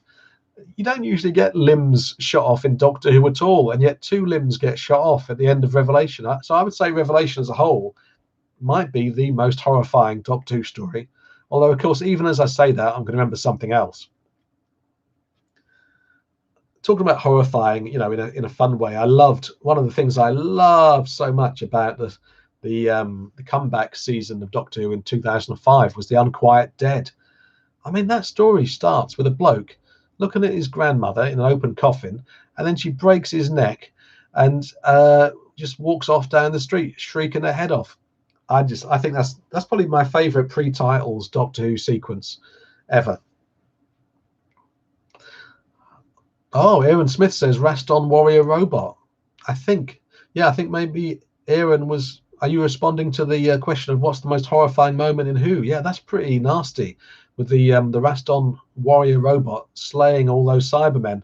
Yeah, there's some stuff there that if that had been people, it would have been far too over the top, and it's pretty nasty, even though it's just Cybermen. Aaron also says most horrifying moment was when Sharaz Jek's mask came off. Harry Palmer says The Seeds of Doom is very good horror. Yeah. Yeah. The Seeds of Doom kind of horrified me when I was a kid. The idea of like, you know, Harrison Chase ending up getting mashed up and put into the garden as like fertilizer. There was a lot of mad stuff happening in classic Doctor Who. Yeah, it wasn't just Colin Baker's era that was bang out of order. Yeah, Greg Cowbasser says the Third Doctor's Inferno was the most horrifying ending for me. Yeah. Yep.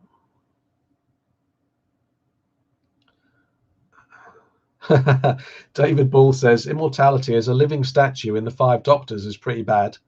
Yeah, you wouldn't enjoy that, would you? I wouldn't like that.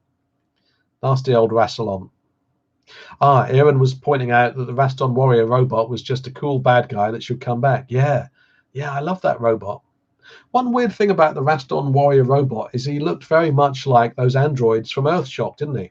To the point where, I don't know, did they use the same mask? Maybe they were kind of strapped for cash or time and went, oh, maybe we could sort of repurpose one of those Earthshock androids, because we haven't got time to create a new sort of design for the Raston Warrior robot, perhaps. I don't know. Someone will know that detail, because everyone knows every detail in Doctor Who. Ben Baxter says Curse of Fenric scared him as a child. Yeah, I'm not surprised. Yeah, that was pretty good. I revisited that early this year, I think, and I enjoyed Curse of Fenric. I really like the bit where the old bloke stands up and his eyes light up and he says something like, we play the game again, Time Lord. That is a classic Doctor Who cliffhanger. Yeah, I mean, cliffhangers. I mean, I could have just easily put cliffhangers on my list. The power of a Doctor Who cliffhanger is just unrivaled. Al Fleming pops up. Hello, Al. He says, I'm very late. What have I missed? Well, you've missed me, but don't worry. You know, this whole live stream will be archived and anyone can revisit it at any time. You've missed me reading out 4 reasons why I love Doctor Who, but I have a 5th one to come, and I have a Doctor Who artifact to show you. In fact, I've been going on about that for far too long, so let me show you now. This thing amuses me, and I think it's really cool at the same time, and maybe I'm sure you've probably all got one. But let's first of all enjoy the hologram. Can you see that hologram effect? That's pretty cool, isn't it? Yeah, I'm trying to get that visible the best that I can. Yeah, that's quite good. Yeah, you got a Zygon in there, Davros, Cyberman, Sontaran, and a Dalek. Yeah, I think this is great. But what I think is really weird about this is, obviously, you know, it looks like a vinyl record, right? And you turn it around, it's a cassette tape. So, what's that all about then? This must have really confused like people who are working in Woolworths who had to stack this, you know, to put this on the right rack. This probably ended up on lots of vinyl record racks, and then people bought it thinking it was a vinyl record without looking at the back. But yeah, it's interesting that. So it's got what's it got on it? The Doctor Who is the Doctor Who theme, isn't it? Yeah, Doctor Who theme. 2 sides. So there's Doctor Who, the original theme, and then on side 2 you've got Doctor Who, the Cosmic Remix. I'm not sure if I've listened to that, but I will actually. Has anyone heard this? Is it lovely? And does anyone own this? I don't know if it's rare. I don't think it's very rare, because I've had this for quite a while. People are liking it by the looks of it. Al Fleming reckons that's cool. Broken 1394, who is in the TARDIS there, thanks to his very kind super chat, says, wow. Chris Mail shares a bit of light on this subject. This is one of the reasons why I love live streams and just this whole YouTube channel in general, because I really don't know. I am far from an encyclopedic source of knowledge on Doctor Who, and I learn a lot of things from you. You know, I guess I sort of have the enthusiasm, and then other people bring their knowledge and tell me about stuff. So Chris says there was a vinyl version too. I've got it with the Groovy Mankind version. Okay, Groovy Mankind version, you say? Oh yeah, performed by mankind. Yeah. Okay. Interesting. Yeah. So I thought you might like to see this. I think. I mean, really, my favourite bit is the hologram. I think that's really cool. I'm quite a fan of the old. Quite a fan of a hologram. Yeah. John Ingham says Woolworths. Hello, John. That's a name I've not heard in a long time. Yeah, I know. Sad, isn't it? Although I have heard it recently because some person on Twitter started a fake Woolworths account saying that Woolworths was coming back. And I actually believed it. For some reason, it seemed like a genius idea, especially this year when you kind of, I don't know, I think like a beloved old high street brand coming back would be kind of a heartwarming thing for a lot of people. And so I actually felt pretty jarred off when it turned out to not be real and just some person sitting in his mother's basement in his underpants crying and making up a hoax. GL Wilson says he's got a Dalek hologram somewhere. Jeff Dunn's got the vinyl version of the thing I just showed you. I'd like to get one of those, says Al Fleming, even if I haven't had a tape player for years now. Yeah, it's pretty cool. It's quite a nice... There's so many Doctor Who artifacts to have. Richard Brown says, I used to buy my Doctor Who videos from Woolworths. Yeah. I think a lot of us did, didn't we? Absolutely. How marvellous. Let me tell you the fifth reason. And again, these are not the only 5 reasons I love Doctor Who. They're probably not even the main reasons I love Doctor Who, but they are just 5 reasons why I love it. And I love it because Doctor Who is always there in our lives. I mean, I was thinking about this today, and for me, this might not be true for all of you, but nevertheless, the point stands. There was never a time when Doctor Who was not in my life, because, you know, when I sort of gained sentience, or at least consciousness and sort of memory, I was like 3 or 4, probably watching Doctor Who, watching The Hand of Fear, and The Pyramids of Mars, and you know, I think actually when Doctor Who has been in your life, all of your life, it is almost a bit harder to take a step back from it and realize how special it is. And so that's why it's nice when we hit an anniversary like this to remind ourselves of how special the show is. But yeah, Doctor Who is always there for us. Even when new Doctor Who isn't being made, it's being made somewhere, you know, by various companies, but also, you know, TV Doctor Who is always there for us now, and it always will be on VHS, on cassette tape, on DVD or Blu-ray. Doctor Who is always there for us. And I don't know about you, but this year I've definitely, as I mentioned earlier, I've found it. Yeah, I don't know about you, but I found it to be great comfort food for the eyes and ears, so to speak. You know, you can't beat going back in time with a bit of Doctor Who. And I guess that's kind of what I like to do with this channel as well. I've kind of changed the banner along the top of the homepage to, you know, let's go back through time, because that's kind of what the channel and what, you know, most people's love of classic Doctor Who is all about, isn't it? It's kind of going back to those simpler times. You know, loads of stuff, great stuff has happened since and will happen again, but sometimes it's just nice to go back to, like, you know, 1977 or something like that and watch the Invasion of Time. Was that 1977? I think it was. Yeah. I know The Invisible Enemy was 77 because that was the year Star Wars came out, and it invited unfavorable comparisons. So yeah, that's the fifth and final reason I wrote down today why I love Doctor Who. And obviously there are 10 million other reasons why I love it, but those are just 5. And I still want to hear yours. Why do you love Doctor Who? Delve inside yourself and tell me why. Now, Geigerpunk is telling me his favourite line from the Image of the Fendal. Doctor says, "You must have been sent by Providence," and Moss says, "No, I was sent by the council to cut the verges." And also, apparently in Image of the Fendal, Leela says, "Your council should choose its warriors more carefully. A child of the Sever team could have taken you." Oh, and Al Fleming chips in to say, "Plus, Fendal gives you the best fruitcake recipe." Yeah. Oh, what's her name? Yeah, Mrs. something. I think I get her mixed up a bit in my head with Amelia from Stones of Blood. Oh, I love the Stones of Blood. The 100th Doctor Who story, wasn't it? Yeah. Love the Stones of Blood. That's a real favourite.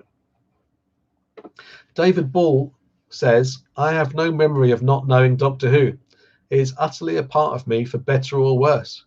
Oh, surely for better. Surely for better. Unless it gives you nightmares, of course. Yeah. I mean, old Doctor Who is still pretty scary to me. You know, you wouldn't want to be in Sutek's den, would you? That's pretty scary stuff. Geigerpunk says, have you heard John Smirshpod Rain's Doctor Who podcast, A Wheezing Groaning Sound? That's good fun to listen to between watching episodes. I haven't. I'm not a huge podcast person, I must admit. I'm sort of open to them in theory, because I like, you know, sometimes I listen to, you know, YouTube videos a bit like radio. Podcast, I think my only problem with podcasts is when they're, you know, like about 2 or 3 hours long, and just realized that I'm coming up to 2 hours on this live stream, and I'm about to slag people off for being overly long-winded. That's a bit rich, isn't it, eh? A bit rich, yeah. Yeah, when podcasts go on for a bit and people think that everyone wants to hear them talk for like 2 or 3 hours, what kind of monster would think that someone might want to hear them talk for 2 hours?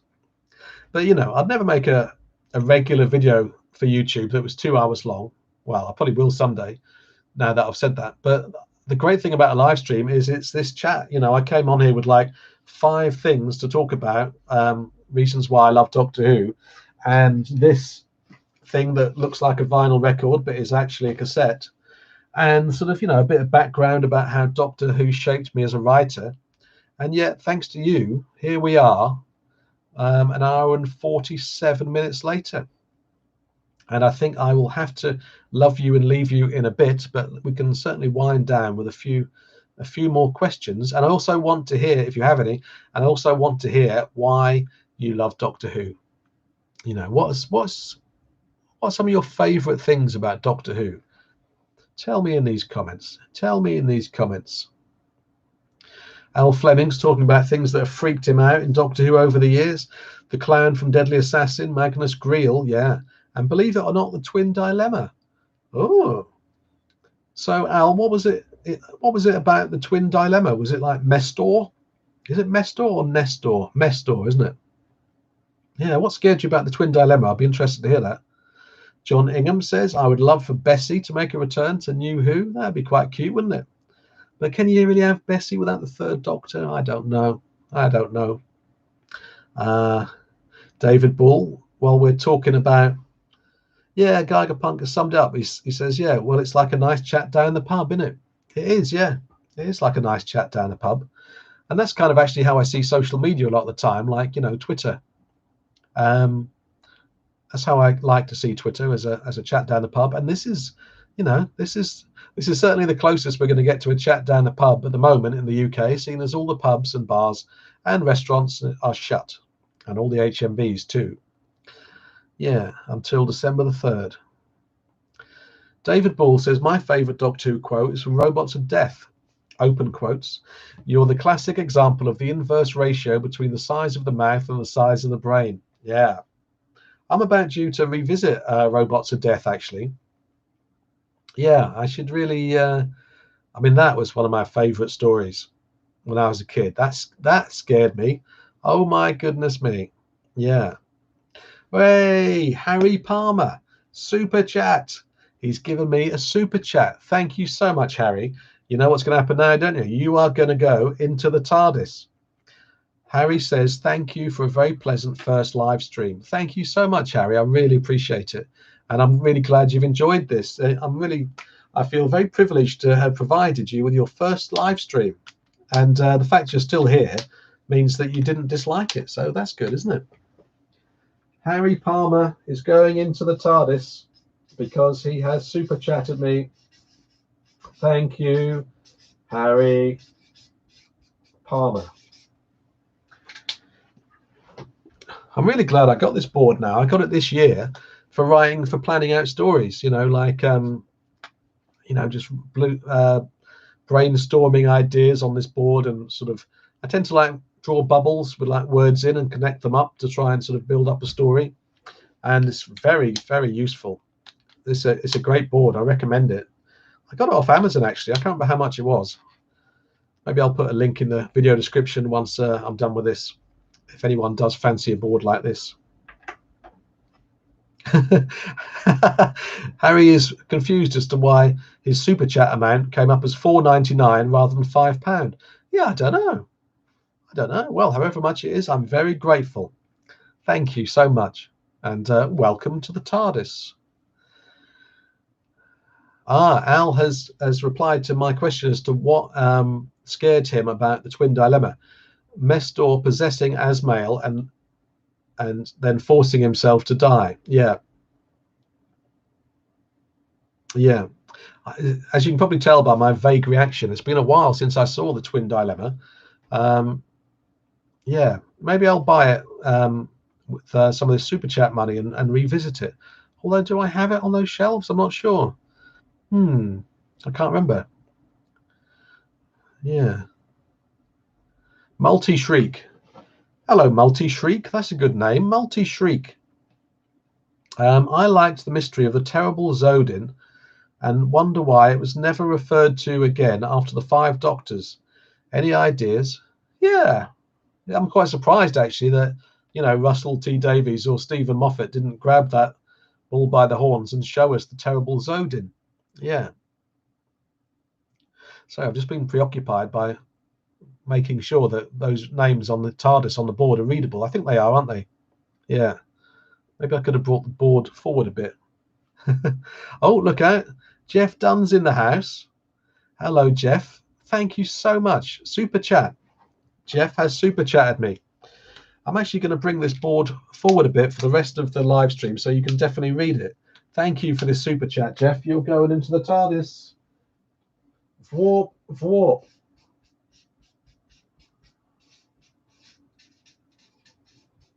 Of course, as I try to do this, the whole board will now fall over. Just going to bring it forward a bit. Yes, there we go. You can definitely read those now. I mean, I think you could read them before, but anyway, you know, I'm focusing on details too much. Thank you very much, Jeff, and thanks to everyone who's super chatted me, and thank you so much to everyone who's joined this stream. I'm probably going to head off and lie down with a cold flannel on my head in a bit. But wow, Chris, has this been your first live stream as well, Chris? I'm loving this. I'm loving that I'm providing people's first live streams in a couple of cases. That's really cool. Marvelous. Hello, Only Norris. Welcome, welcome. My local video shop is called Spoon Web, the last DVD shop in Kent. Oh, wow. Could you say hello to it? Yeah, of course. Hello, Spoon Web. There seem to be a few of these DVD rental stores dotted around the country. I did a video about one in my hometown of Lowestoft. Yeah, this year that was, I think. Yeah. Yes. Spoon Web. Everyone check out Spoon Web in Kent. Seems to be one word. Spoon Web. Marvelous. Richard Brown says, you know, something that is very true about Doctor Who. Even so-called bad stories are so entertaining. Yeah. I mean, Doctor Who is very rarely boring, is it? I mean, you know, I mean, some stories are a bit sort of a bit long-winded, you know, some of the 6-parters, but there's always pleasure to be had, isn't there?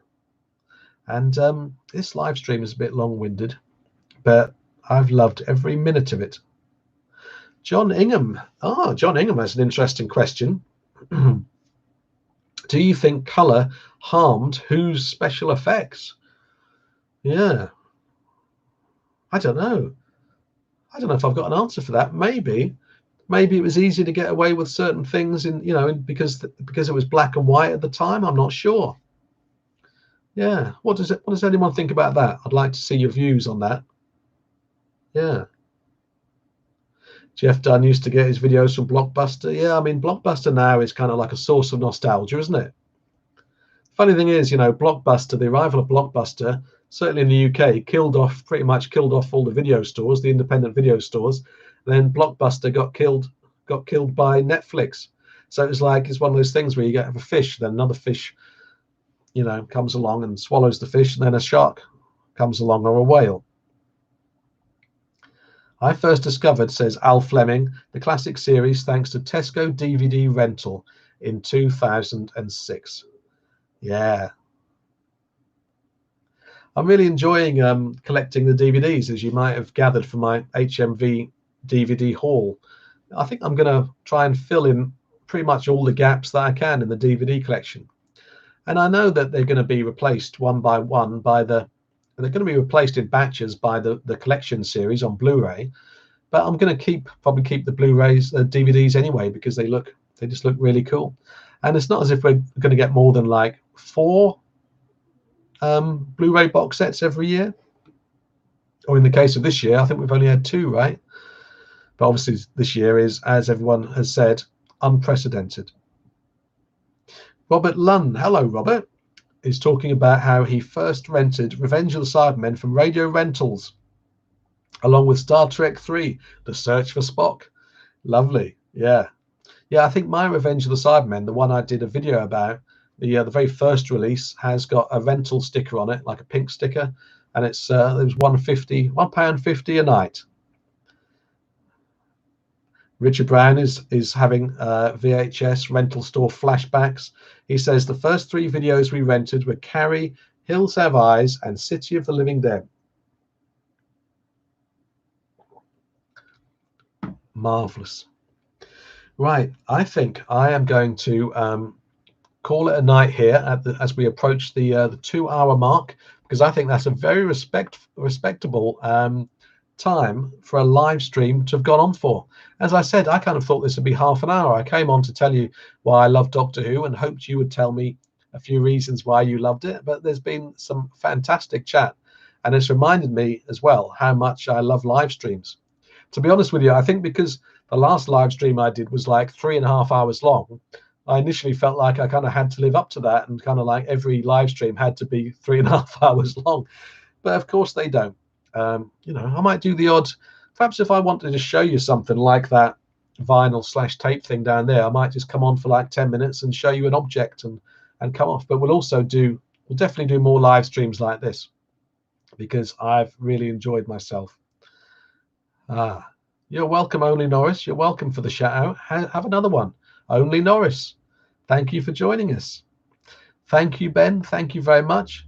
Al Fleming says he's now off to watch the 5 Doctors for the anniversary. Actually, you know what? I might do that as well. Let's all go and watch the 5 Doctors.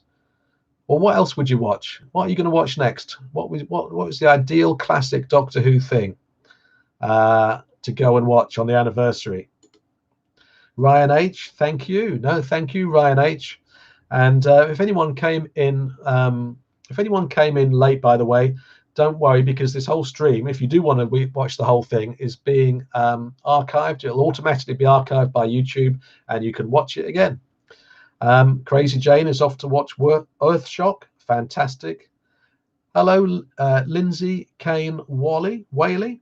Lindsay Kane Whaley, I've enjoyed listening to you. Thank you very much. I really appreciate you coming along and being a part. Richard Brown, thank you. Thank you so much, Broken.